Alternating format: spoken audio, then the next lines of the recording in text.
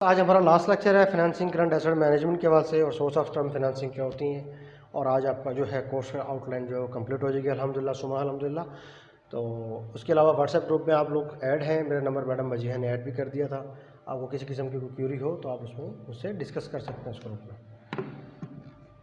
अच्छा, अब हम स्टार्ट करते हैं जी। हमारा लेक्चर है फाइनेंसिंग करंट एसेट के हवाले से और सोर्स ऑफ टर्म फाइनेंसिंग क्या होती है। इसमें हम देखेंगे कि शॉर्ट टर्म और लॉन्ग टर्म फाइनेंसिंग हमारी क्या होती है, अप्रोचेज ऑफ फाइनेंसिंग पॉलिसी क्या है, ट्रेड क्रेडिट किसे कहते हैं, कैसे डील किया जाता है, सिंपल इंटरेस्ट क्या होता है, डिस्काउंटिंग इंटरेस्ट क्या है, कंपनसेशन बैलेंसेस क्या है, ऐड ऑन इंटरेस्ट क्या है, कमर्शियल पेपर्स क्या होते हैं जो कंपनी इश्यूज करती हैं, यूज़ ऑफ कोलेट्रल क्या है कि जब हम कोई डेट लेते हैं, कोई कर्जा लेते हैं तो हम कुछ ना कुछ कोलेट्रल उसको रखवाते हैं। तो बेसिकली क्या है टॉपिक हमारा, फाइनेंसिंग करंट एसेट। जब हम करंट एसेट पे कोई फाइनेंसिंग ले रहे होते हैं, वो फाइनेंसिंग शॉर्ट टर्म फाइनेंसिंग भी हो सकती है, लॉन्ग टर्म फाइनेंसिंग भी हो सकती है। तो अब इसको फर्दर हम डिस्कस करते हैं डिटेल में। Short term financing versus long term financing, इसको हम देखते हैं। शॉर्ट टर्म फाइनेंसिंग क्या है? Short term tends to be riskier than the long term financing. इसी तरीके से uncertainty concerning future rates may not be able to renew. अब use of short term financing क्या है जी? However may lead to higher returns. Short term financing क्या है? Basically इसमें आपने 3 पॉइंट्स को आप समझना है। एक तो ये रिस्कियर है, दूसरा क्या है, इसमें अनसर्टेनिटी बहुत ज़्यादा। अनसर्टेनिटी इसलिए शॉर्ट टर्म में क्या है कि मार्केट में फ्लक्चुएशन बहुत ज़्यादा होती है, इन्फ्लेशन रेट में फ्लक्चुएशन होती है, इंटरेस्ट रेट में फ्लक्चुएशन होती है, डॉलर की मूवमेंट एक्सचेंज रेट में फ्लक्चुएशन होती है, इसलिए रिस्कियर है। लॉन्ग टर्म में तो आप प्लान कर लेते हैं, आपको एक आइडिया होता है कि हमने जो उसकी फ्लक्चुएशन उसको हम एट द एंड 5-6 साल बाद ऑन एवरेज हमें कुछ ना कुछ रिटर्न मिल रहा होता है। तो ये रिस्कियर भी है, इसमें रिटर्न भी उसी तरह है। जब हम फाइनेंशियल मैनेजमेंट जो बात करते हैं हाई रिस्क हाई रिटर्न, तो शॉर्ट टर्म भी इसी तरीके से रिस्की होती है, लेकिन इसमें रिटर्न भी बेहतर होता है। may not be able to renew नहीं होती। use the short term financing however may lead to high return। most frequently short term rates are lower than the long term rates, that is the term structure is a normally upward sloping। flexibility, when financing is not required short term debt can be paid off। Flexibility इसमें है कि आप और उसको पे of कर सकते हैं, आपके पास हैंडसम अमाउंट आई है तो। फाइनेंसिंग पॉलिसी की इसमें मैच्योरिटी मैचिंग अप्रोच है, एग्रेसिव अप्रोच है, कंजर्वेटिव अप्रोच है। तो हम पहले डिस्कस करते हैं मैच्योरिटी मैचिंग अप्रोच का। General rule of thumb is to use the short term financing और temporary asset need and long term financing for permanent asset need. एक सिंपल सी मिथ है कि हमने जब short term asset temporary asset need को पूरा करना है तो हम शॉर्ट टर्म फाइनेंसिंग ले लेते हैं, और अगर हमने किसी परमानेंट एसेट की रिक्वायरमेंट है तो हम लॉन्ग टर्म पे जाते हैं। फॉर एग्जाम्पल आपने कोई प्लांट एंड मशीनरी लगानी है और आपको पता आपका प्लांट जो है फॉर एग्जाम्पल 2 बिलियन का है, तो और उसकी फाइनेंसिंग हम 10 से 15 साल के लिए ले रहे हैं। एक चीज़ याद रखिएगा कि शॉर्ट टर्म फाइनेंसिंग होती है वन ईयर और मोर देन 1 ईयर जो आपकी जाती है, मैक्सिमम जितने नंबर ऑफ ईयर्स 10, 15, 20 साल, तो वो आपकी लॉन्ग टर्म फाइनेंसिंग होती है। तो जनरली जो कंसेप्ट ये है कि जब हमने किसी टेम्परेरी एसेट की नीड को पूरा करना हो तो हम शॉर्ट टर्म फाइनेंसिंग करते हैं, और हमने कोई परमानेंट एसेट की रिक्वायरमेंट को पूरा करना हो तो हम लॉन्ग टर्म फाइनेंसिंग की तरफ जाते हैं। एग्रेसिव अप्रोच क्या? यूज़ मोर short term financing. Short term financing क्या बेसिकली आपकी एग्रेसिव अप्रोच है। कंजर्वेटिव अप्रोच क्या है? Use less short term financing, आप लॉन्ग टर्म की तरफ जाते हैं। अब फॉर एग्जांपल ये आपके फिक्स एसेट्स है टाइम पीरियड के साथ, आपके परमानेंट करंट एसेट ये आपकी ग्रेजुअली जा रही है परमानेंट है। जब हम टेम्परेरी करंट एसेट की बात करते हैं तो उसमें क्या होता है, फ्लक्चुएशन होती है। ये आपकी शॉर्ट टर्म फाइनेंसिंग है, ये लॉन्ग टर्म फाइनेंसिंग है।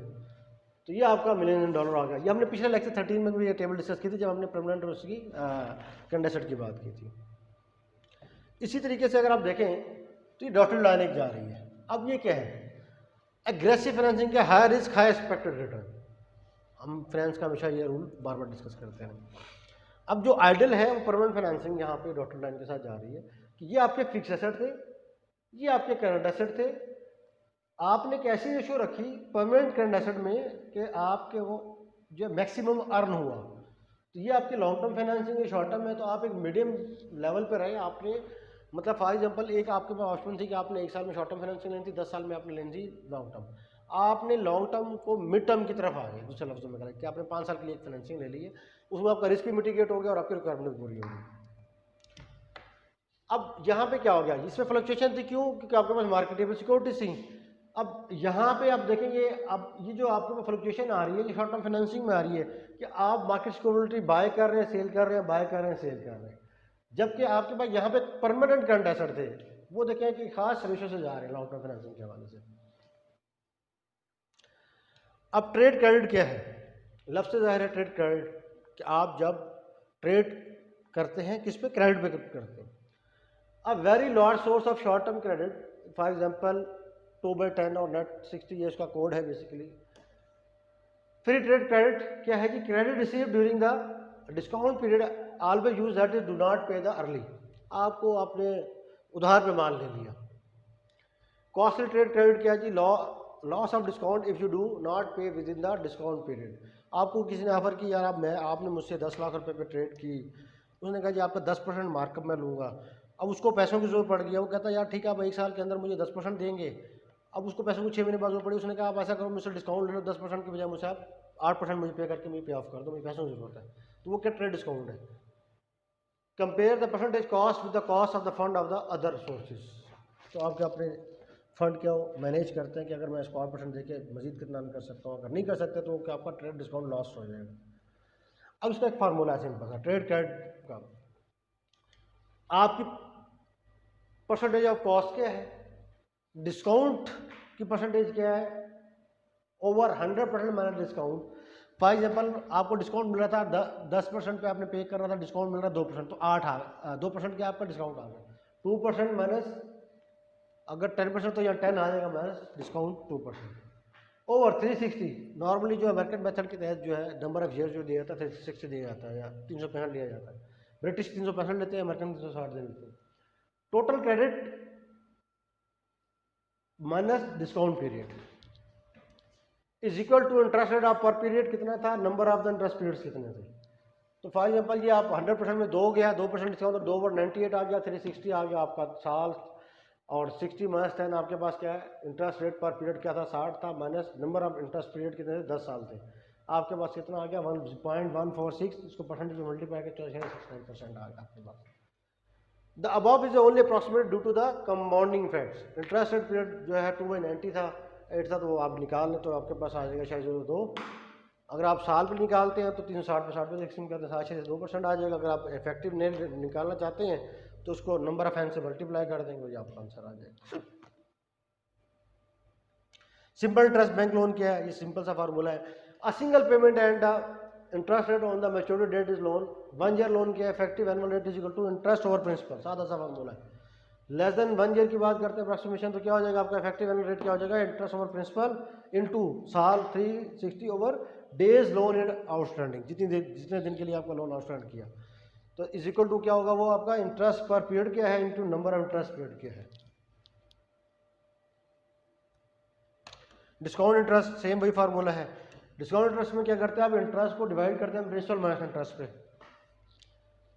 A single payment made on the maturity date of loan, the interest paid, however, is paid in advance. 1 year formula क्या हो गया, effective annual rate, interest over principal minus interest.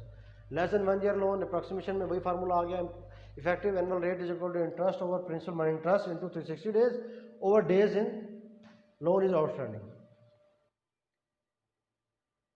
अब आ गया compensating balance, ये भी 1 year loan के हवाले से हम इसको डिस्कस करते हैं। सेम वही फार्मूला है। इसमें क्या है जी, आपका 1 ईयर लोन है, effective annual rate is equal to interest minus principal over compensating balance, CB stand for compensating balance आ रहा है। लेस देन 1 ईयर में क्या हो जाएगा आपके पास, लेस देन 1 ईयर में आपके पास अप्रोक्सीमेशन आ जाएगी, effective annual rate is equal to interest minus principal minus और principal minus compensating balance into 360 days loan in outstanding. तो वही formula same is equal to interest rate of the period per period number of interest period.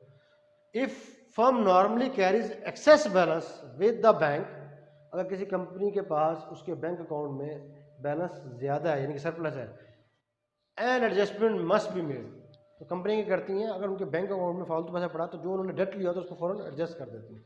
जो हमने शुरू में discuss किया था कि अगर आपके पास बैलेंस सरप्लस होगा तो आप क्या करेंगे, या तो आप डेट पे कर देंगे, अगर आपने कोई उधार नहीं लिया हुआ तो आप क्या करते हैं मार्केट से सिक्योरिटीज ले लेते हैं, उस पर शॉर्ट टर्म पैसे कमा लेते हैं। अगर आप शॉर्टेज में हैं तो आपको शॉर्टेज पूरे करने के लिए क्या आपको बोरिंग करनी पड़ेगी, शॉर्ट टर्म बोरिंग, या तो आप पैसा उधार ले लेते हैं, या अगर आप पैसा उधार नहीं लेना चाहते और आपके पास अगर मार्केटेबल सिक्योरिटीज़ हैं तो आप उनको सेल करके अपनी शॉर्टेज को पूरा कर लेते हैं।